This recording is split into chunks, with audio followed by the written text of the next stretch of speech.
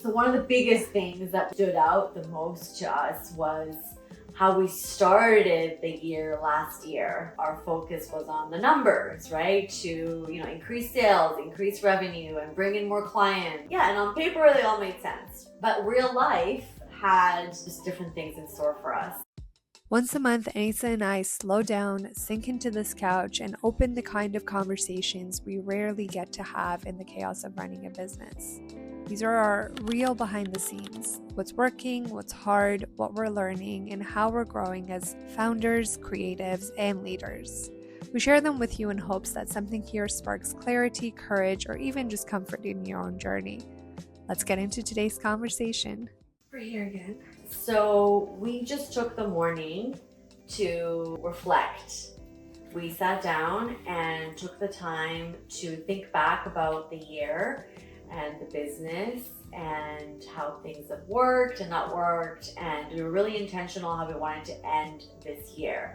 And it was quite insightful. Very insightful. Yes, we had a list of questions to help us guide us through the conversation. They gave us some good ideas and prompts to kind of just give us like a flow what we wanted to talk about.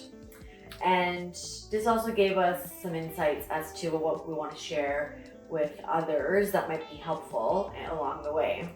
Yeah, when you're in the day-to-day of running your business and having so many different focuses, you don't actually spend the time to sit down and reflect back, as you just said. Yeah. So it's just so important to intentionally make that time and don't just look at numbers. Like at first we wanted to go over numbers and review things that way, but then as you start talking about what happened in the year before and how things change along the way, you learn so much more. Yeah, so I didn't think this was going to be so valuable, but it really was. Like, because when you first read the questions, you're like, okay, well, easy, like in your head. But then when you really start to like vocalize some of these things and share back and forth the conversation, like so much came out of this. So I'm really glad we did this. So one of the biggest things that stood out the most to us was how we started the year last year. Our focus was on the numbers, right? To, increase sales, increase revenue, and bring in more clients. Yeah, and on paper, they all made sense. But real life had just different things in store for us. And this year just threw a lot of things at us, things that were inevitable. And we had to change, we had to pivot, we had to reevaluate a lot of our goals throughout the year. And I'm so proud of us for being able to do that. It's not easy to be able to be like, okay, like pause. We need to like look at things again and make new goals for ourselves. And we did that. And I feel like we did that several times. Now looking back, I realized that some of those new goals and measurements that we set in place for ourselves were so important and so needed in order for us to get to those future goals. Like we had to do these things first. There's no way that we would have got to those big numbers and big goals that we had had we not established some immediate goals that we needed to reach. Maybe we can share some of those. Yeah, some of the things that we weren't even really thinking about right away, but made some big changes in our sales process.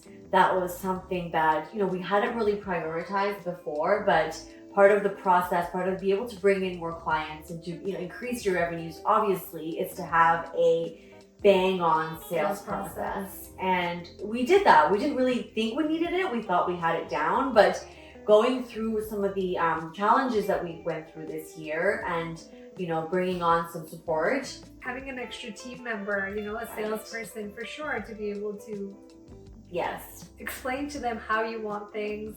I think it was key for us to write down our sales process properly on paper. Yeah, exactly. And have like a step-by-step. Like it's good for one thing, like because we know what we want to do, but then once you start to share that with someone else, it's a whole other piece. Absolutely. Yeah. So our sales process, I feel like we really narrowed that down this year, and there's lots of room for improvement, of course, but we really brought it down to a step-by-step process. Because of this process, I think we were also able to work on our prospect list, and our sales team was able to work on a proper list and be able to establish a pipeline. Oh my God. Like all these things are like, yeah, you need to do this, of course. But you don't realize it until you're, when, you know what, now we were ready for it because Yeah. we have the software to be Yes. able to track things, to be able to input things, Yes. and, you know, have reminders for each asset Yes. and for each task. And we had something that we were able to implement what we wanted into easily. It was also helpful. Yes. But definitely props to you and the team and everybody involved Teamwork. for being Teamwork. able to bring this to life. It was a huge accomplishment for us, for sure. And I think this also helped, so sales process, being able to work on our prospect list, but it also built our subscriber list. Yes. We were just the team was so good at building that list in the CRM and our subscriber list grew, and we were able to, you know, grow our newsletter subscribers. This is like really big. This is like one of our like main points of communication, and so that was absolutely. Yeah, And I just realized as well, we also implemented a lot more like downloadable resources this year that were able to get different, you know, style of newsletter subscribers through that as well. And it was automatically it's the automation aspect of it. Thank God for that. I was able to add that automatically into the newsletter, which was also helpful for our subscriber list. Yeah. Again, things that I wouldn't have necessarily thought about at the beginning of the year, but things that, you know, we just kind of were pushed and encouraged to do naturally. Yeah. We did. And I'm confident that these things will help us grow in the long run, obviously. But to get to those big numbers and get to those things, we just had to do these things first. Yeah. And the reason why, if you had enough support to be able to look into the process and figure out what are the things that needs improvement. So that was also a really great, we were lucky enough to have the support to be able to step back from the day-to-day project in order to focus on the processes and things that needed improvement. Yeah, and this is maybe an area that we can talk about. That's one of the risks that we took early on this year, was that, you know, considering that we're still a small team and we're a growing team, we had to make a decision to either, you know, bring on someone or continue putting in the work ourselves. And so we decided to bring in someone to grow the sales team, and it made such a impact on the way that we were able to work on the business. 100%. Yeah. Because when you're not in it and you're outside, you can be like, oh, this is missing, this is missing, we're here, we're there. Yeah. When you're in the and you were saying that this was like the year that we spent so much more time focusing on business and how we can grow the business, and we were able to do that because we had our team. 100%. Yeah, that made a huge difference. It was a risk that paid off. That's good. And a bit of curveball this year that was thrown at us that made us have to look into and change and pivot our goals.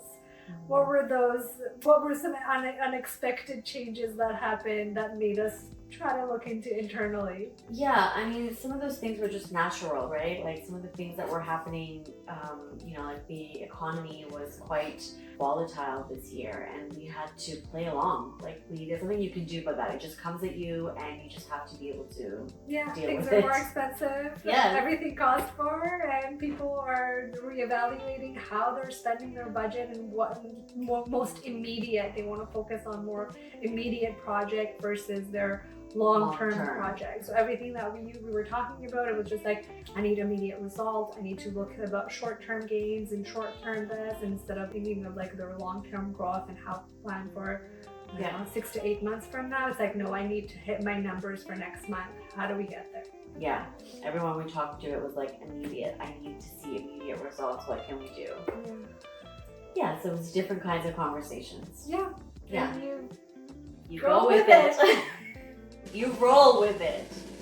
Maybe that's the line for this year. You just roll with it. Yeah, we learned a lot. I feel like this was one of our biggest internally and for the business. It was one of the best year we've had when it comes to learning and growth, and it's like understanding ourselves. We can talk about that a little bit more. Sure. But like even understanding Fierce as a brand itself, this was the year that we really got to know Fierce and making sure our branding is now actually clicking in. Yeah. We've been playing around with various, you know, images and visuals and branding options, and this year I think we fine-tuned it and it speaks very well to how we see the future for Fears.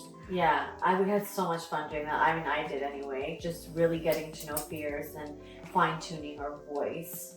And I think that's really made a difference also in how we're going to continue doing things in the future. And it was so needed. It was so needed for us to be able to spend the time to do that. These are the things that we encourage our clients to do and we teach them to do and guide them to do.